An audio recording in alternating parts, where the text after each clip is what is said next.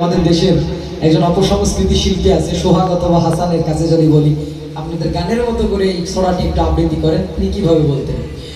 ওই দেখা যায় তাল গাছ ওই আমাদের গা, ওইখানেতে বাস করে কানা বগির ছা।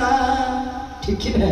এবার এই ছোড়াটি যদি আমরা পাঠিয়ে দিই আমাদের দেশ থেকে পালিয়ে যাওয়া হারিয়ে যাওয়া সেই কাকুর কাছে, কাকু যদি থাকতেন তিনি যদি এই ছোড়াটি আবৃত্তি করতেন কেমন শোনা যেত?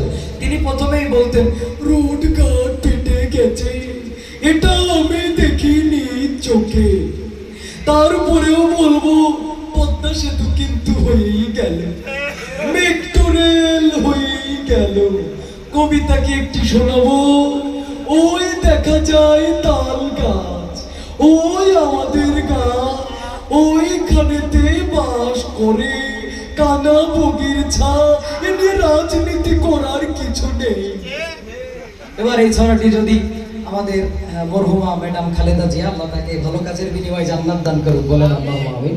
তো ম্যাডাম যদি বেঁচে থাকতেন, আমরা যদি বলতাম ম্যাডাম আপনার মতো করে আপনি এই ছড়াটি একটু আবৃত্তি করেন, তিনি কিভাবে বলতেন? বিসমিল্লাহির রহমানির রহিম। প্রিয় দেশবাসী, আসসালামু আলাইকুম। আমি একটি কবিতা বলবো, কবিতার নাম তাল গাছ। ওই দেখা যায় তাল গাছ ওই আমাদের গা, ওইখানেতে বাস করে কান্না বগির ছা। আমরা বলে দিতে চাই, ও বগি তুই খাস কি, পান্তা ভাত চাস কি?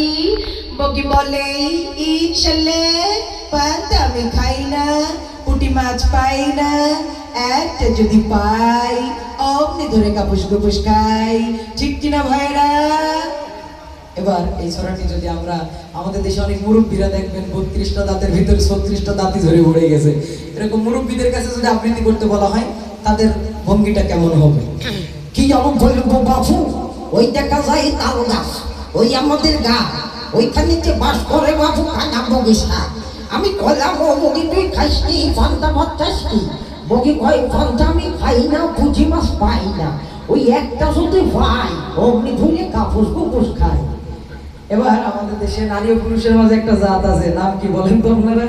হ্যাঁ, আমরা যদি তাদের কাছে বলি তোমরা একটু তোমাদের মতো করে আমাদের এই ছড়াটা আবৃত্তি করে শোনাও, তাহলে তারা কিভাবে বলতো? ছেলে পেলে ওই দেখা যায় তাল গাছ ওই আমাদের গা, ওইখানে তো বাস করে কানা বগির ছা। হ্যাঁ হ্যাঁ, ঠিক না?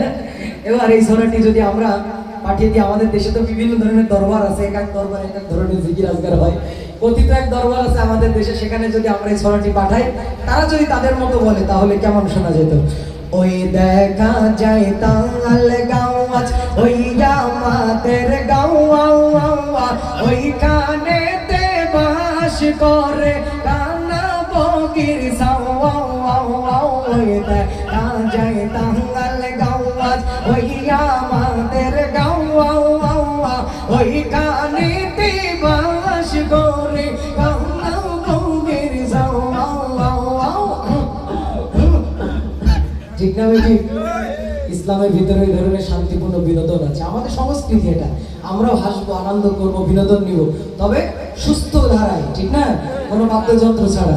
আল্লাহ তাআলা আমাদের কবুল করুক, আজকে এই প্রোগ্রামকে কবুল করুক, উলামায়ে কিরামদেরকে কবুল করুক, একতাবদ্ধ হয়ে এই জাতির খেদমতে আল্লাহ তাআলা এই ঘোড়াঘাটের সমস্ত উলামায়ে কিরামকে দ্বীনের খাদেম হিসেবে কবুল আর মঞ্জুর করুক।